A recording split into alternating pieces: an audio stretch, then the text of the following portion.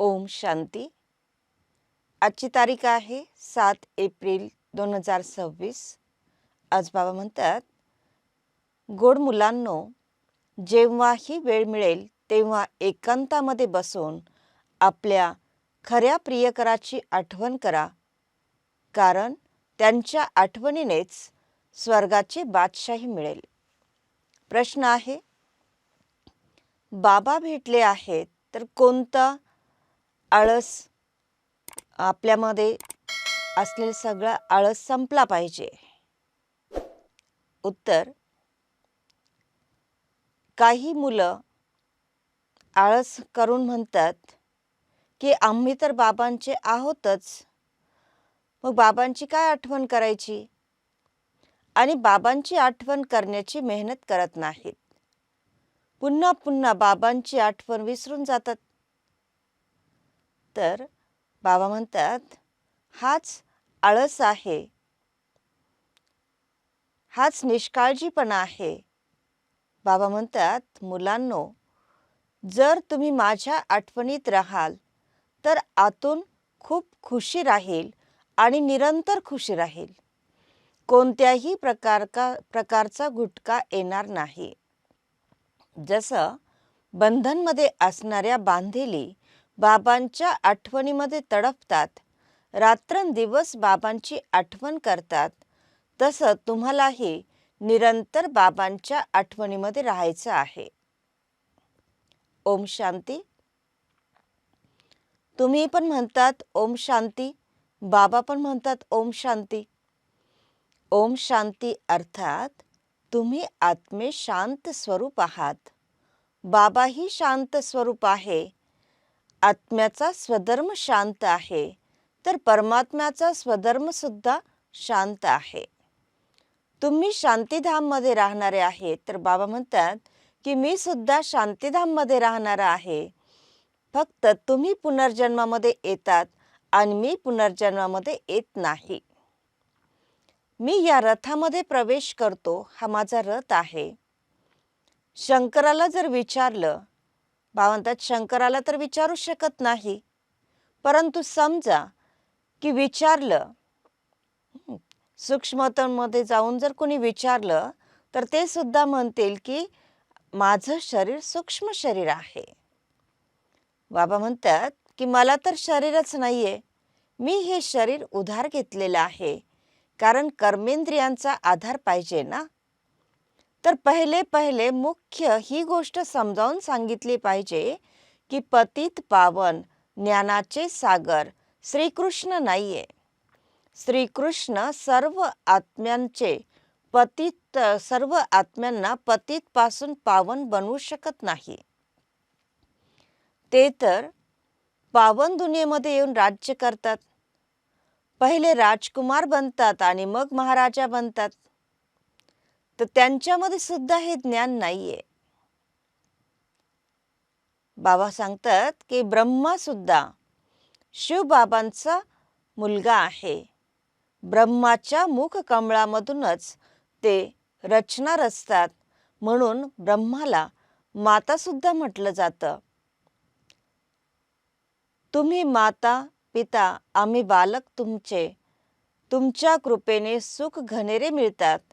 तर हे गायन सुद्धा आहे. तुम्ही ब्राह्मण येऊन बालक बनत आहात, तर यामध्ये समजण्याची खूप चांगली बुद्धी पाहिजे.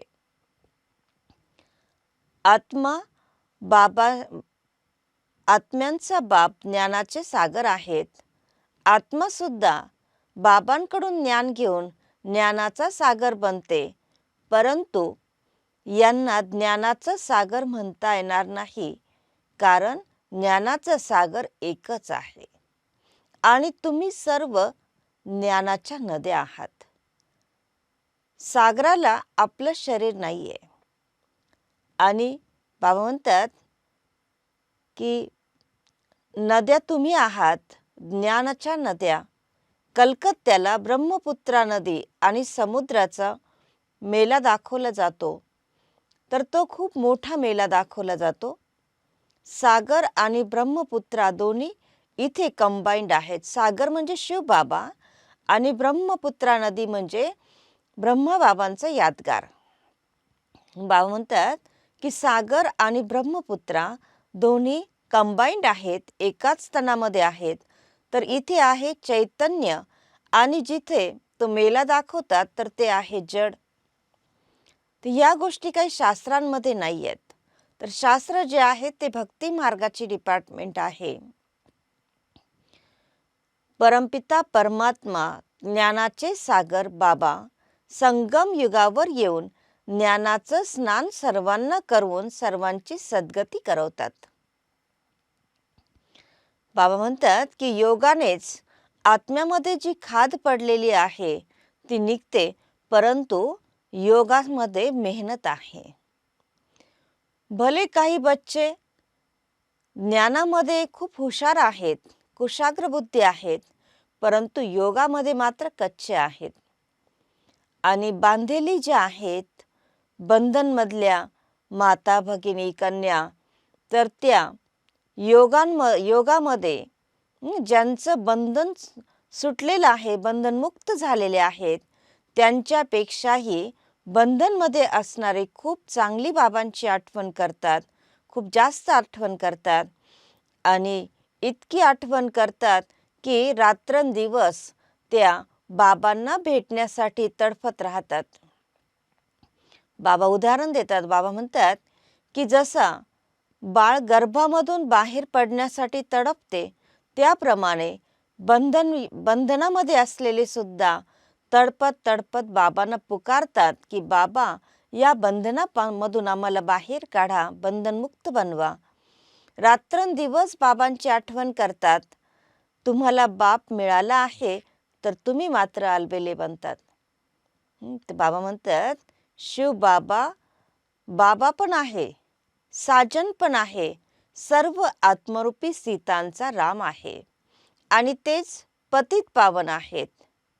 बाकी जे गायन केलं जातं रघुपती राघव राजा राम पतित पावन सीताराम, तर ती गोष्ट तर नाहीये. तर संगम युगावरच परमात्मा रामाने येऊन आपल्याला हे प्रालब्ध दिलं होतं. आणि ज्या रामाचं गायन केलं जातं रघुपती राघव राजा राम, तर राजा रामाने संगम युगावर पुरुषार्थ करून हा प्रालब्ध प्राप्त केला होता. तर त्यांना जे दाखवतात रामाला धनुष्यबाण वगैरे दाखवतात, तर बाबा सांगतात की ते चुकीचं आहे. चित्रामध्ये सुद्धा धनुष्यबाण द्यायला नकोय, फक्त लिहिलं पाहिजे की चंद्रवंशी आहेत. तर मुलांना समजावलं पाहिजे की शिव बाबा या तणामध्ये येऊन यांच्याद्वारे या संपूर्ण चक्राचं रहस्य समजावून सांगत आहेत. सत्यनारायणची कथा असते ना, तर ती आहे मनुष्यांनी बनवलेली कथा. नरापासून नारायण तर त्या कथेने कुणी बनत नाही. सत्यनारायणची कथेचा अर्थच आहे की नराने नारायण बनणं. अमरकथा सुद्धा ऐकवली जाते, परंतु ती कथा ऐकून कुणी अमरपुरीमध्ये जात नाही. मृत्यू लोकामध्ये 2500 वर्ष चालते. तिजरीची कथा सुद्धा माता ऐकतात. वास्तविक पाहता ज्ञानाचा तिसरा नेत्र देण्याची ही कथा आहे. आता ज्ञानाचा तिसरा नेत्र आत्म्याला मिळाला आहे, तर आपल्याला आत्म अभिमानी बनायचं आहे. आत्म अभिमानी बनण्यामध्येच मेहनत आहे. बाबा सांगतात की भोजन बनवताना सुद्धा आपली बुद्धी बाबांकडे लागलेली असली पाहिजे. प्रत्येक गोष्टीमध्ये प्रॅक्टिस करायला पाहिजे. बाबा सांगतात की पोळ्या बनवताना जसं माशूकची आठवण करतात ना, तर याच्यामध्ये सुद्धा बाबांची आठवणीचा अभ्यास आपल्याला असला पाहिजे. जेव्हा जेव्हा आपल्याला वेळ मिळेल तेव्हा बाबांची आठवण करायला पाहिजे. बाबांच्या आठवणीनेच तुम्ही सतोप्रधान बनाल. 8 घंटे बाबा म्हणतात 8 घंटे 8 तास कर्मासाठी बाबांनी सुट्टी दिलेली आहे, परंतु मधून मधून एकांतामध्ये जाऊन बसलं पाहिजे. तुम्हाला सर्वांना बाबांचा परिचय सुद्धा द्यायचा आहे. बरेच जण म्हणतात, की आम्ही सांगतो पण कुणी ऐकत नाही. तर बाबा म्हणतात, की आज नाही तर उद्या ऐकतील. तुम्ही सांगत राहिलं पाहिजे, की बाबा स्वर्गाची स्थापना करत आहेत. आम्ही स्वर्गामध्ये होतो आणि आता पुन्हा नरकवासी बनलेलो आहोत. आता बाबा आपल्याला पुन्हा स्वर्गाचा वारसा देत आहेत. बाबा भारतामध्येच येतात. तर बघा, तुमच्याकडे मुसलमान लोक सुद्धा येतात. तर ते सुद्धा काही सेंटर सांभाळतात. म्हणतात, की शिवबाबांची आठवण करा. सिख सुद्धा येतात. ख्रिश्चन पण येतात. पुढे चालून तर खूप येतील. हे ज्ञान सर्वांसाठी आहे. कारण हे आहेत सहज याद आणि सहज वारसा बाबांचा. बाबांची सहज आपली आठवण आणि बाबांकडून सहज वारसा मिळतो. परंतु पवित्र तर जरूर बनावं लागेल. म्हटलं जातं, दे दान तो छुटे ग्रहण. हे दान दिलं की आपलं ग्रहण सुटतं.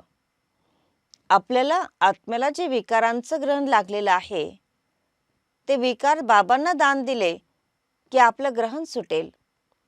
आता भारतावर राहूचं ग्रहण लागलेलं आहे आणि मग बृहस्पतीची दशा सुरू होईल. बृहस्पतीची दशा एकदा सुरू झाली की 21 जन्मांपर्यंत चालेल. तर पहिले होती बृहस्पतीची दशा म्हणजे गुरुची दशा. नंतर शुक्राची दशा लागली. सूर्यवंशींवर बृहस्पतीची दशा असते, तर चंद्रवंशींवर म्हणजे त्रेतायुगामध्ये शुक्राची दशा म्हणावी लागेल. आणि नंतर दशा कमी होत जाते. तर सर्वात खराब आहे ती म्हणजे राहूची दशा. बृहस्पती कोणी गुरु नसतो. तर ही दशा आहे वृक्षपतीची दशा. वृक्षपती बाप येतात तर बृहस्पती आणि शुक्राची दशा होते. रावण येतात तर राहूची दशा होते. तुम्हा मुलांवर आता बृहस्पतीची दशा बसते. फक्त बृहस्पती बाबांची आठवण करायची आहे, पवित्र बनायचं आहे, बस. अच्छा, गोड गोड खूप खूप वर्षांनंतर भेटलेल्या मुलांप्रती मातपिता बापदादांच्या प्रेमपूर्वक आठवण. सुप्रभात. आत्मिक पित्याची आत्मिक मुलांना नमस्ते. आणि आम्हा आत्मिक मुलांचा आत्मिक मातपिता बापदादांना प्रेमपूर्वक आठवण, सुप्रभात आणि नमस्ते. धारणेसाठी मुख्य सारांश आहे. पहिला पॉइंट, प्रत्येक कर्म करताना आत्मअभिमानी बनण्याची प्रॅक्टिस करायची आहे. देहाचा अहंकार संपत जाईल यासाठी मेहनत करायची आहे. दुसरा पॉइंट आहे, सतयुगी राजाईच्या लायक बनण्यासाठी आपण मॅनर्स रॉयल धारण करायचे आहेत. आपले मॅनर्स रॉयल बनवायचे आहेत. पवित्रताच सर्वात उच्च चलन आहे. पवित्र बनण्यानेच पवित्र दुनियेचे मालक बनाल. वरदान, करण करावन हार या स्मृतीद्वारे सहज योगाचा अनुभव करणारे सफलता मूर्त भव. विश्लेषण, कोणतंही कार्य करताना हीच स्मृती असावी की या कार्याच्या निमित्त बनवणारा बॅकबोन कोण आहे. बिना बॅकबोनचे कोणतेही कर्म कोणी सफलतापूर्वक करू शकत नाही, सफलता मिळत नाही. म्हणून कोणतंही कार्य करत असताना फक्त हा विचार करा की मी निमित्त आहे आणि माझ्याकडून करवून घेणारा करावनहार स्वयं सर्व समर्थ बाबा आहेत. ही स्मृती ठेवून आपण कर्म केलं तर सहज योगाची अनुभूती होत राहील आणि नंतर सहज योग हा तिथं सुद्धा नवीन दुनियेमध्ये आपल्याला सहज राज्य करवेल. हे संस्कार आपल्याला बरोबर घेऊन जायचे आहेत. स्लोगन आहे, इच्छा या सावलीसारख्या आहेत. त्यांच्याकडे आपण पाठ केली की त्या आपल्या मागोमाग येतील. आजचा अव्यक्त इशारा आहे, महान बनण्यासाठी मधुरता आणि नम्रतेचा गुण धारण करा. मधुरता अशी विशेष धारणा आहे की जी कडू धरणीला सुद्धा मधुर बनवते. आपण सर्वजण आपल्या सर्वांना बदलण्याचा आधार बाबांचे 2 मधुर बोल आहेत. बाबा म्हणतात, मिठे बच्चे. बाबा म्हणतात की तुम्ही खूप गोड शुद्ध आत्मा आहात. तर हे 2 मधुर बोल आपल्याला बदलवतात. मधुर दृष्टीने आपल्याला बदलवलंय. तर असंच मधुरतेद्वारे दुसऱ्यांना सुद्धा मधुर बनवा. सर्वांचं मुख गोड करा. सदैव या मधुरतेची सौगात बरोबर ठेवा आणि यानेच आपण स्वतःही सर्वांबरोबर प्रेमाने मधुरतेने राहू आणि सर्वांना मधुर बनवू. ओम शांती.